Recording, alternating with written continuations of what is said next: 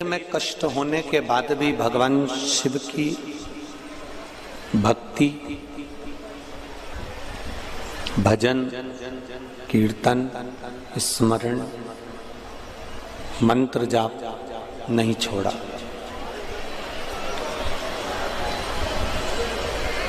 एक छोटी सी उम्र पाकर, छोटी सी उम्र में रहने के बाद भी भक्ति का पथ निश्चित रखा है।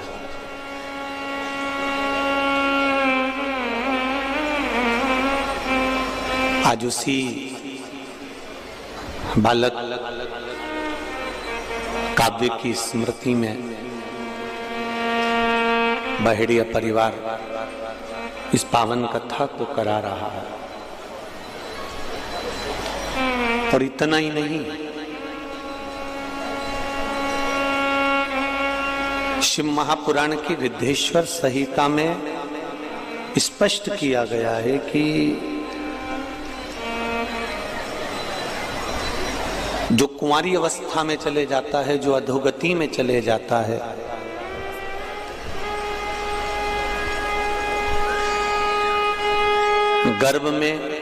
गर्भ से बाहर निकलने के बाद जो कुंवारी अवस्था में चले जाता है, उसकी गति, उसकी मुक्ति, उसका मोक्ष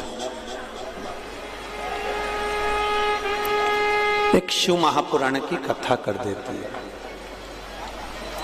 कहते हैं जिसको तर्पण भी ना मिले, जिसको तिलांजलि भी ना मिले, जिसको जल भी ना मिले, जिसको ब्रह्म भोज भी ना मिले, कितना भी भटक रहा हो, उसकी मुक्ति का एक साधन हो जाता है। वो है भगवान शिव की अपार आनंद देने वाली शिव महापुराण की कथा। जो सुख भक्ति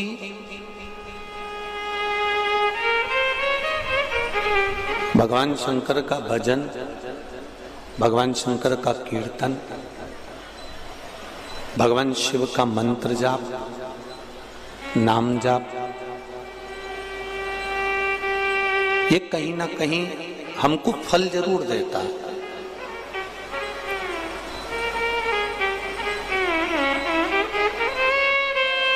तीन पंडाल में आप लोग खचाखच भरे हुए बैठे हो और हमने देखा कि बड़ोदरा में ये कथा स्थल का जो ग्राउंड है वो एकदम थोड़ा बाहर की ओर है। 20-25 मिनट हमको भी यहाँ तक पहुँचने में लगा है, तो आपको भी कम से कम 20-25 मिनट तो यहाँ तक पहुँचने में लगा ही होगा, ये निश्चित है।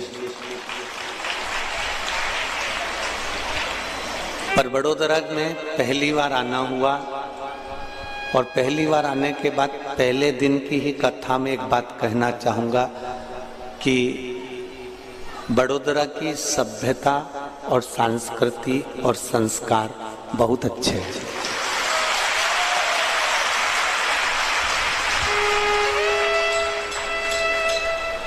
आपसे तो नहीं मिला भैया, पर यहाँ की जो रोड बनी हुई है, उन रोडों के जो नाम लिखे हैं, उससे मालूम पड़ता है कि कितना संस्कार झलकता है। काशी विश्वनाथ रोड, कुबेरेश्वर रोड, संत road, Gokulnath road, Gokulnath society, Vallabh society, ये सब देखकर ऐसा लगता है कि कहीं ना कहीं बड़ोदरा में संस्कार तो खूब है, ये निश्चित।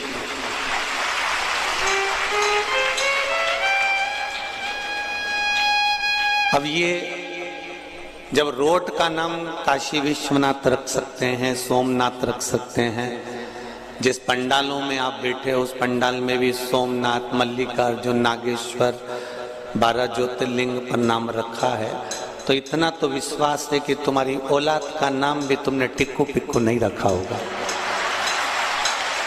ये तो निश्चित होगा। तुमने भी भगवान के भजन के मूल में, भगवान स्मरण के मूल में, भक्ति के मूल में नाम रखा हो। और गुजरात में दो कथाएं हैं। एक कथा तो ये बहेड़िया परिवार की चालू हो गई है। शिव कथा जितने भी लोग श्रवण करने आए हैं, चाहे पंडाल के अंदर बैठे हों चाहे पंडाल के बाहर बैठे हों, एक चित्त लगाकर, मन लगाकर श्रवण करना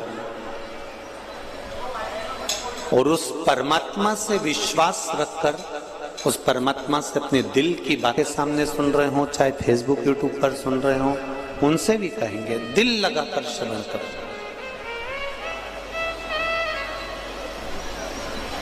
मन और हृदय,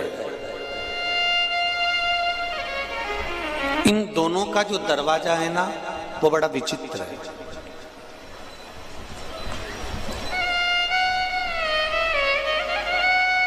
मन का दरवाजा भगवान की ओर नहीं खुलता, मन का दरवाजा संसार की ओर खुलता, और हृदय का दरवाजा संसार की ओर नहीं खुलता, परमात्मा की ओर खुलता है। इन दोनों में एक अंतर पर,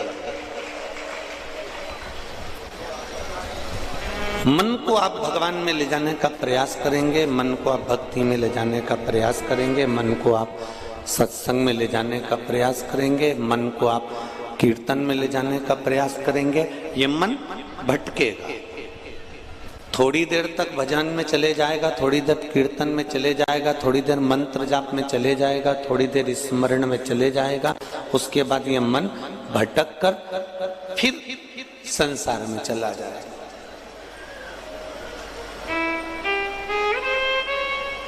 पर हृदय, चित्त, वृत्ति एक बार अगर परमात्मा के दरवाजे पर चली गई तो फिर ये हृदय, ये चित्त, ये वृत्ति फिर भटकती नहीं है, फिर एकाग्रित हो जाती है परमात्मा के चरणों की। तेरी कृपा बिना न हिले एक भी अणु, लेते हैं श्वास तेरी कृपा से तनु तनु। बखान क्या करूं मैं राखों के ढेर का, चपटी भभूत में खजाना कुबेर का। हे गंगाधार मुक्ति द्वार ओमकार तू, बोले ओमकार तू। आयो शरण पिया शंभु तार तार तू। ये हृदय का जो दरवाजा है, हृदय का जो द्वार है, वो परमात्मा की ओर खुलता है, और मन का जो द्वार है, मन का जो दरवाजा है, वो संसार की ओर खुलता है।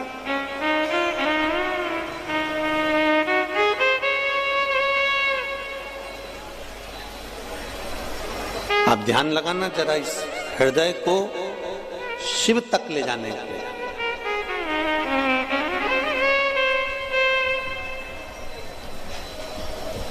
पूरा राष्ट्र शिव प्रसाद, शिव महापुराण की कथा को सुनने के लिए ललायित है। संपूर्ण राष्ट्र